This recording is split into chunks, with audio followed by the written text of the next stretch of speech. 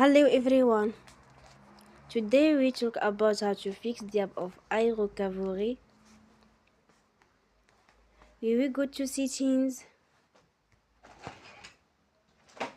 then we click on apps.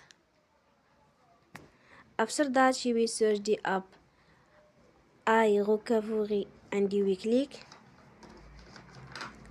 Then you will enforce stop. After that you will go to storage. Then we click on clear cache.